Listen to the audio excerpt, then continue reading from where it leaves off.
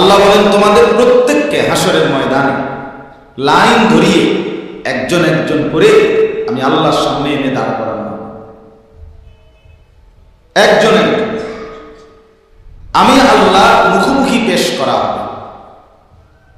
লাকাদ জিতুমুনা কামা খালাকনাকুম আউওয়ালা মাররা। আল্লাহ তাআলা তখন বলবে, বান্দা কি হলো, মনে কি পড়ে? আল্লাহ বলবেন, বান্দা মনে পড়ে তো যে অবস্থায় দুনিয়া গেছিলা, আজ ঠিক সেই অবস্থায় আমি আল্লাহর সামনে আসলাম। দুনিয়া থেকে যেদিন দুনিয়ায় গেছিলাম মায়ের পেট থেকে, সেদিন একাই গেছিলাম, আজ ঠিক একাই কার কাছে ফিরলাম? আমার সামনে। বাল জাআমতুম আল্লান নাজআলা লাকুম মাওঈদা। এরপরে আল্লাহ বলবে, তুমি তো মনে মনে ভাবছিলা, যেই ফুর্তি যেই তামাশা তুমি করতেছিলে দুনিয়ায়, তুমি মনে করছো এমন একটা দিন আসবে না। তুমি ভেবেছিলে মরতে হবে না, হাসরের ময়দান আমি আল্লাহর সামনে আসবে না।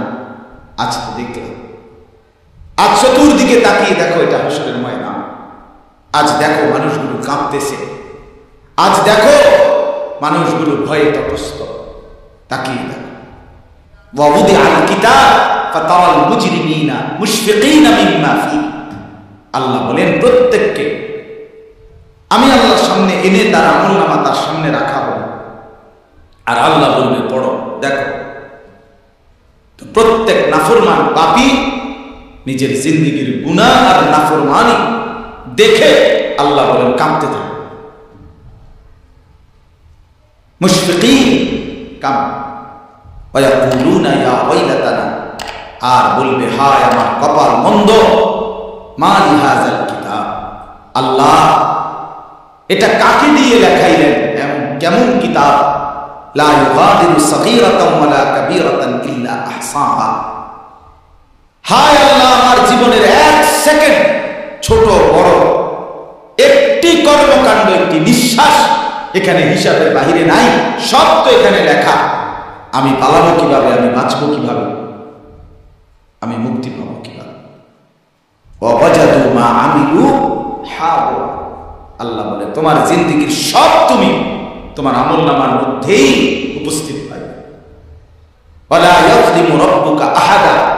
আল্লাহ বলেন তোমাদের কারো উপরে এক বিন্দু জুলুম হবে, জুলুম হবে। এজন্য ছেলেদেরকেও বলি, বাপ খোদার কসম, এই সমবয়সী বন্ধু থাকবে না। তুমি যেদিন কবরে যাইবা এরা কেউ পাশে যাবে না। তুমি যেদিন হাসরের ময়দানে দাঁড়াইবা সেদিন কেউ দাঁড়াবে না তোমার সাথে। তুমি যেদিন আল্লাহ তাআলার মুখোমুখি হতে হবে সেদিন এই বন্ধু কেউ দাঁড়াবে। ফাইদা নুফিখা ফিস-সূর ফালা আনসাবা বাইনাহুম ইয়াওমাইদিন ওয়ালা ইয়াতাসাআলুন। আল্লাহ বলেন ইসরাফিল যখন দ্বিতীয়বারে সিংহায় ফু দিবে, আমি আল্লাহ হাসরের মাঠ কায়েম করব, তখন এই হাসরের ময়দানে দাঁড়িয়ে কেউ কাউকে আত্মীয়তার, বংশের, সম্পর্কের কোনো পরিচয় দেবে না। কোনো মা বলবে না এটা আমার সন্তান, কোনো সন্তান বলবে না এটা আমার মা, কোনো ভাই বলবে না এ আমার বোন, বোন ডাকবে না এ আমার ভাই। ওয়ালা ইয়াতাসাআলুন। কেউ কাউকে জিজ্ঞেসও করবে না কেমন আছে, কে কারে জিজ্ঞাসা। আম্মা জান আয়েশা রাদিয়াল্লাহু তাআলা আনহা বলেন, নবীজির স্ত্রী তিনি নবী সাল্লাল্লাহু আলাইহি সাল্লামকে জিজ্ঞেস করছিলেন, ইয়া রাসূলুল্লাহ, হাসরের ময়দানে সবাই কাপড় চোপড় বিহীন উলঙ্গ হয়ে দাঁড়াবে, তো একজন আরেকজনের দিকে তাকাবে না, কেমন লাগবে তখন? রাসূলুল্লাহ সাল্লাল্লাহু আলাইহি সাল্লাম বলেন, খোদার কসম আয়েশা, হাসরের ময়দানে এতটা ভীতিকর অবস্থা যে একজন মানুষ নিজেকে বাদ দিয়ে কারো ব্যাপারে তাকানো, চিন্তা করার, খবর নেওয়ার এক সেকেন্ড সময় পাবে। সকলের উপরের দিকে নিজেকে নিয়েই ব্যস্ত থাকে। ইয়া রাব্বি নাফসি নাফসি, ইয়া রাব্বি নাফসি নাফসি, ইয়া রাব্বি নাফসি নাফসি। এজন্য বাপ আমার, আপনার হায়াত আপনার কাছে। আপনি যেদিন মরবেন সেদিনও মানুষ ভাত খাবে।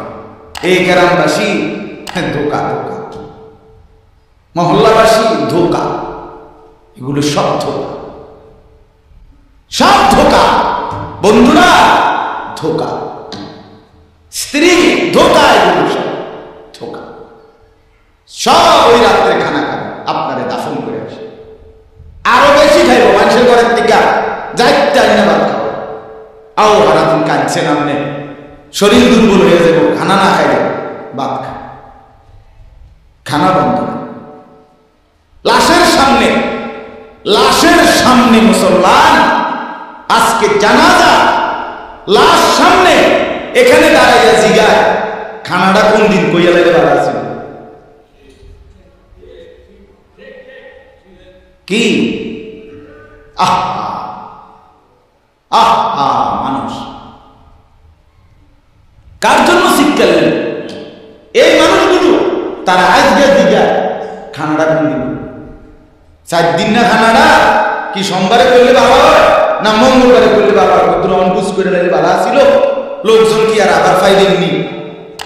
হ্যাঁ, মানুষটিরে আবার কই তো আইলেন, আজকেই কইলে নেবে বাবা। ফলে জানাজার লাশের সামনে দাঁড়াইয়া আগে কইয়ালা সবাই খেয়াল রেখেন সোমবারে খানা। এর নাম দুনিয়া, এর নাম